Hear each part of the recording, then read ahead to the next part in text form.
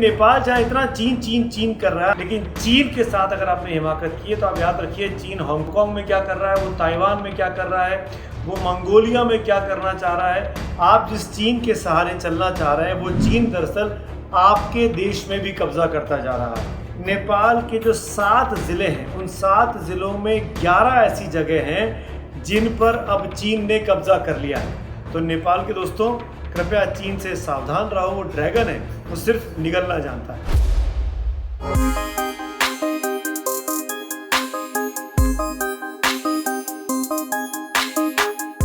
नमस्कार दोस्तों, उम्मीद करता हूँ कि आप लोग जैसे भी होंगे स्वस्थ होंगे, अपना ध्यान रख रहे होंगे इस कोरोना काल में। आज बात करूँगा नेपाल के बारे में। वो नेपाल जो आजकल चीन के साथ मिलकर हिंदुस्तान को परेशान करने की कोशिश कर रहा है। और मैं परेशान इसलिए कह रहा हूँ कि करीब भारत के हिस्से की 400 वर्ग किलोमीटर 400 स्क्वायर किलोमीटर की ज़मीन पर वो कब्जा कर रहा है। उसने अपने यहाँ संसद में के दोनों सदनों में कानून पास कर दिया है, एक नया नक्शा पास कर दिया है। और भारत के हिस्से में आने वाला वो इलाका जो कि काला पानी के नाम से जाना जाता है, जो लिम्पीधुरा के नाम से जाना जाता है, जो लिपू लेक के नाम से जाना जाता है, जो कि एक ट्रायंगल बनता है भारत, नेपाल और तिब्बत के बीच में, उस हिस्से को नेपाल अब ये कह रहा है कि उसके हिस्से में आता है। इसी वजह से पूरा विवाद शुरू हुआ है। क्यों? आज इसी के बारे में तफसील से बताऊंगा कि आखिरकार नेपाल ऐसा क्यों कर रहा है। नेपाल की आजकल चीन के साथ बहुत पट रही है।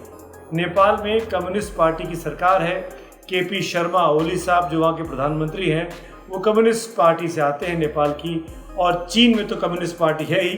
तो जाहिर तौर पर उनकी दोस्ती आज की तारीख में हिंदुस्तान की अपेक्षा चीन से ज़्यादा हो गई है।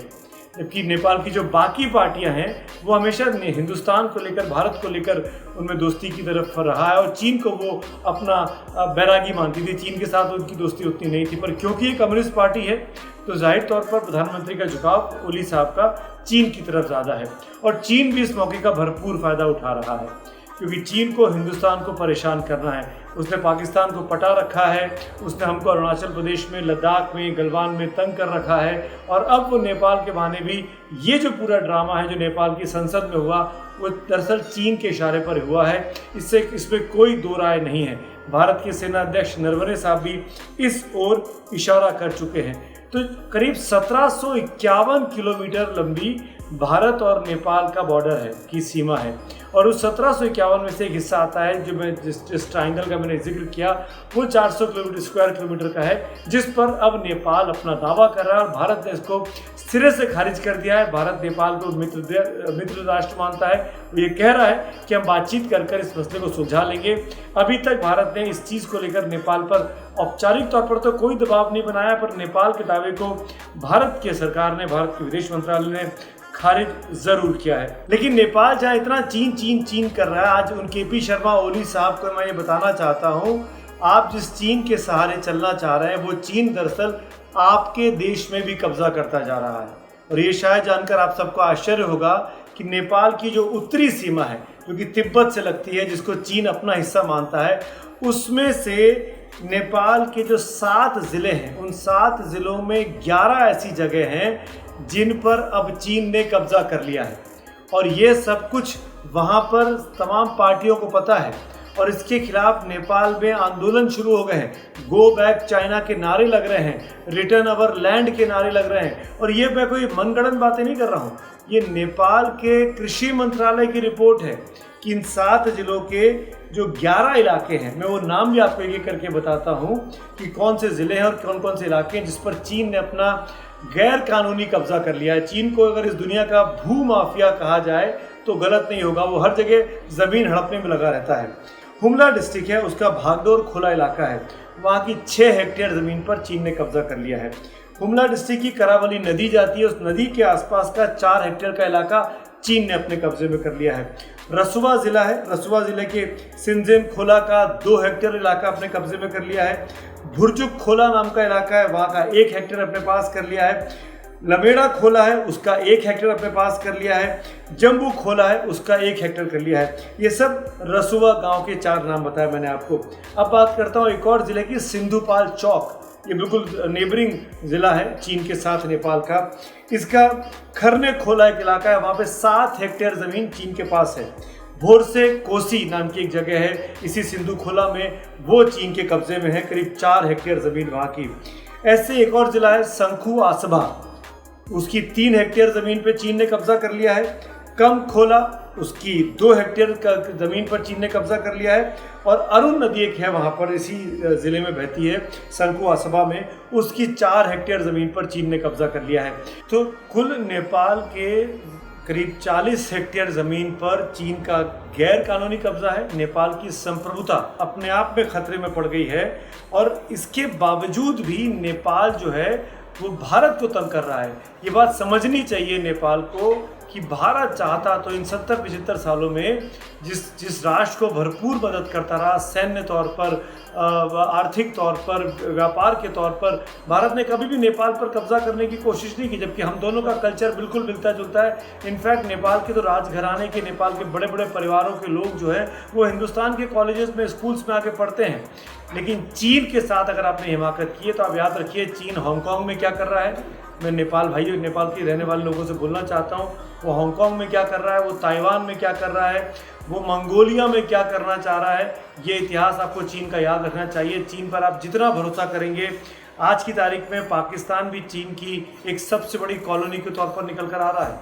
कल चीन का अगर पाकिस्तान पर कब्जा हो जाए तो आश्चर्य मत करिएगा, जिस तरह का पैसा चीन ने पाकिस्तान में लगा दिया है। इसीलिए मैं ये कह रहा हूँ कि नेपाल के लोग, नेपाल के मेरे भाई बंधु जो आज की तारीख में हिंदुस्तान पर उंगली उठा रहे हैं, हिंदुस्तान की ज़मीन को अपनी ज़मीन बताने की कोशिश कर रहे हैं, दरअसल उनको ये नहीं करना चाहिए। चीन से अधिक भरोसेमंद अगर कोई उनके लिए है तो वो नेपाल है। और मैं इसलिए भी कह रहा हूँ कि नेपाल के अपने अखबार की रिपोर्ट में दिखाऊंगा, नेपाल का बड़ा मशहूर अखबार है द हिमालयन टाइम्स, वो ये लिख रहा है इस पूरी जानकारी जो मैं आपको बोल रहा हूँ। हिमालयन टाइम्स की रिपोर्ट है, नेपाल की कृषि मंत्रालय की रिपोर्ट के आधार पर वो लिख रहा है कि नेपाल के 3 इलाके ऐसे हैं, सप्ताडी, बर्डिया और कपिलवस्तु, जहां पर चीन के खिलाफ नारेबाजी हो रही है। गो बैक चाइना के नारे लग रहे हैं, रिटर्न नेपाल लैंड के नारे लग रहे हैं। लोगों ने अब चीन के खिलाफ विद्रोह करना, वहां पर आवाज़ उठानी शुरू कर दी है। और ऐसे ही नेपाल की जो दूसरी बड़ी पार्टी है, जो आज विपक्ष की सबसे बड़ी पार्टी है, नेपाली कांग्रेस, उसके नेता हैं विमलेंद्र निधि नाम है इनका। इन्होंने ट्वीट किया है कि भाई आखिरकार नेपाल हिंदुस्तान के साथ तो उस इलाके की ज़मीन पर कब्जा करना चाहता है, उसको अपना अधिकार दिखा रहा है, लेकिन नेपाल की जो मूल ज़मीन जो चीन ने उत्तरी नेपाल में जो एवरेस्ट से लगा हुआ इलाका है उस पर कब्जा कर लिया है उन जिलों में, उसको लेने की बात नेपाल की सरकार क्यों नहीं करती है? क्यों ओली साहब जो है वो सरेंडर कर चुके हैं पूरी तरीके से चीन के सामने, सिर्फ इसलिए कि वो कम्युनिस्ट पार्टी से आते हैं और वहाँ कम्युनिस्ट पार्टी की बात को सुनना चाहते हैं। बाकायदा विमलेंद्र निधि की जो ट्वीट्स है वो भी आप देखिएगा, वो साफ तौर पर मानते हैं कि इन तमाम परिस्थिति में आज की तारीख में जो हम चीन पर भरोसा कर रहे हैं वो दरअसल घातक साबित हो सकता है। ये नेपाल की विपक्षी पार्टी ने अब नेपाल की सरकार के खिलाफ आवाज़ उठानी शुरू कर दी है। इसके साथ साथ मैं ये एक चीज़ को और अंडरलाइन करना चाहूँगा और इस बात को समझना चाहिए नेपाल के रहने वाले मेरे दोस्तों को, भाइयों को, जो इस चर्चा को सुनेंगे, देखेंगे कि चीन के आज आप भरोसा कर रहे हैं। आपने अपने संविधान में संशोधन किए बगैर चीनी भाषा सीखने को लेकर चीन के साथ करार कर लिया है। आपके स्कूलों में चीनी सिखाई जा रही है, पढ़ाई जा रही है।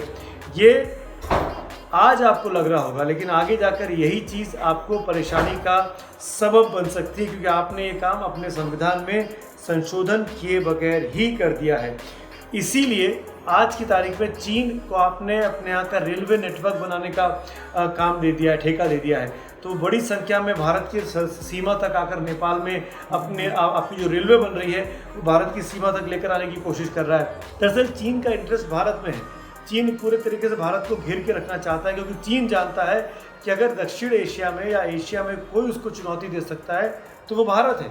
इसीलिए चीन पर भरोसा करना, आप न सिर्फ हिंदुस्तान की दोस्ती को खोने की ओर आगे बढ़ रहे हैं, बल्कि अपने घर में एक ऐसे व्यक्ति को पाल रहे हैं जो कल आपको खुद नुकसान पहुंचा सकता है, आपको खुद हड़पने की कोशिश कर सकता है। तो नेपाल को जितना वो कोशिश हिंदुस्तान के साथ अपने उस ट्रायंगल को लेकर, लिपुलेख को लेकर, उसका जो इलाका है उस बारे में बात करना चाह रहा है, दरअसल उसको कोशिश पहले ये करनी चाहिए कि चीन ने अपनी सीमा में जो नेपाल का इलाका मिला लिया है, पहले उस बारे में चीन के साथ डील करे कि वो तो छुड़वा लें, या ये भी हो सकता है कि केपी शर्मा ओली साहब को चीन ने ये मुंगेरी डाल के हसीन सपने दिखाए हो कि आप हिंदुस्तान को इधर तंग करो, उधर हम आपके बारे में सोचेंगे।